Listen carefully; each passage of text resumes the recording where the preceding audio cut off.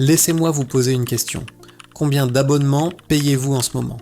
Netflix? Spotify? Disney+? Peut-être Amazon Prime?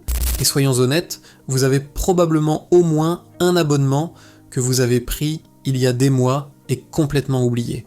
Le truc, c'est que les abonnements sont conçus pour paraître bon marché, inoffensifs et invisibles.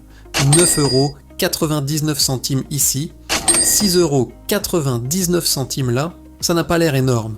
Mais quand j'ai pris le temps de les additionner, je suis presque tombé de ma chaise. Je dépensais près de 100€ par mois pour des abonnements que je n'utilisais même pas la moitié du temps. Ça fait plus de 1200€ par an.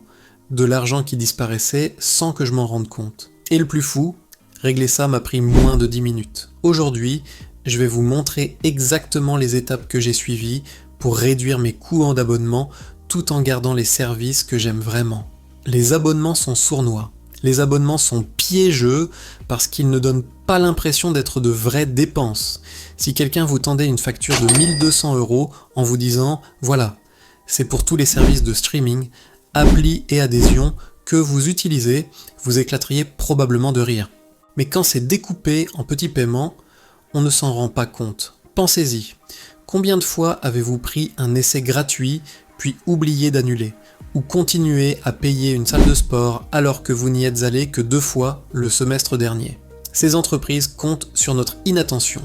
Mais la bonne nouvelle, c'est qu'une fois que vous reprenez le contrôle, vous n'avez pas à renoncer à vos séries ou à votre musique préférée. Vous arrêtez simplement de payer pour ce que vous n'utilisez pas. Je vais vous montrer comment. Étape 1. Tout suivre. La première chose que j'ai faite est simple. J'ai noté chaque abonnement que je payais. J'ai vérifié mon relevé bancaire, mon compte PayPal, même mes anciens emails pour retrouver les reçus, et la liste n'arrêtait pas de s'allonger. Voilà ce que j'ai trouvé. Netflix, 15,49€ par mois.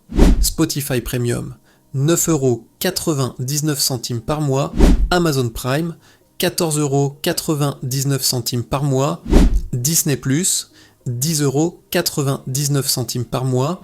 Apple Music, 9,99€ par mois, une appli de fitness random, 5,99€ par mois, Stockage Cloud, 4,99€ par mois, ça faisait déjà 72€ avant même de compter les petits abonnements, comme du stockage supplémentaire sur mon téléphone, ou un outil de design que j'avais testé une seule fois pour l'école. Voir tout ça noir sur blanc a été un vrai électrochoc. Ces petits montants s'additionnaient pour atteindre presque 100€ par mois. Étape 2. Me demander, est-ce que j'utilise vraiment ça? Une fois la liste faite, je suis passé en revue chaque abonnement et je me suis demandé, est-ce que je l'utilise assez pour justifier son prix? Disney+, je ne l'avais pas ouvert depuis 3 mois. Résilié. Apple Music, j'avais déjà Spotify, pourquoi payer les deux? Résilié. Cette appli de sport, je l'avais utilisée 2 fois la première semaine, puis plus jamais. Supprimé. Cette étape à elle seule m'a fait économiser environ 40€ par mois, soit 420€ par an, juste en coupant les abonnements qui n'apportaient rien à ma vie. Réfléchissez. Payez-vous pour des choses que vous n'utilisez pas régulièrement? Si oui, vous faites simplement des dons à ces entreprises. Étape 3. Partager ou regrouper. Certains abonnements, je voulais les garder, mais je n'avais pas besoin de payer plein tarif. Alors je me suis demandé, comment les rendre moins chers? Pour Netflix, j'ai partagé un abonnement famille avec un ami. Au lieu de 15,49€, je paie maintenant environ 7€. Pour Spotify, je suis passé à l'offre étudiant, qui inclut Hulu et Showtime. 3 services pour le prix d'un. Pour Amazon Prime, j'ai rejoint un plan famille avec ma sœur et j'ai divisé le coût par 2. Ces petits ajustements ont réduit mes dépenses mensuelles de 20 à 30€ supplémentaires sans perdre l'accès aux services que je voulais garder. Étape 4. Annuel versus mensuel. Voici une autre astuce. Payer à l'année plutôt qu'au mois quand ça a du sens. Par exemple, mon stockage cloud coûtait 4,99€ par mois, mais le forfait annuel revenait à 45€. Même service, mais j'ai économisé 15€ juste en payant d'avance. Je sais, ça n'a pas l'air énorme, mais en appliquant ça à plusieurs abonnements, ça s'accumule. Et payer à l'année vous oblige à réfléchir. Est-ce que j'utilise ça assez pour m'engager sur 12 mois? Si la réponse est non, c'est le signe que vous devez annuler. Et étape 5, mettre un rappel. Cette dernière étape est ce qui vous évite de retomber dans le piège. Parce que soyons honnêtes, on annule quelques trucs maintenant, mais dans 6 mois, on s'inscrit à une nouvelle appli ou un essai gratuit et on oublie encore.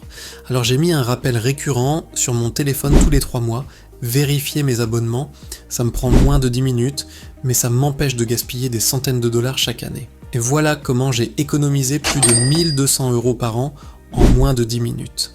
J'ai suivi tous mes abonnements, j'ai annulé ceux que je n'utilisais pas, j'ai partagé ou regroupé ceux que je voulais garder, je suis passé à des paiements annuels quand c'était avantageux, et j'ai mis un rappel pour refaire le point tous les quelques mois. Aujourd'hui, je regarde toujours mes séries, j'écoute toujours ma musique, mais mon compte en banque n'est plus siphonné par des services inutiles. C'est ça, le pouvoir d'être intentionnel avec son argent. Maintenant, je veux savoir, quel est l'abonnement le plus surprenant que vous vous êtes retrouvé à payer encore ? Dites-le en commentaire. Je parie que certains d'entre vous découvriront qu'ils financent des services qu'ils avaient complètement oubliés. Et si vous avez trouvé cette vidéo utile, mettez un pouce bleu et abonnez-vous. Je partagerai d'autres astuces simples pour économiser, gérer votre budget et construire votre liberté financière sans rendre votre vie misérable.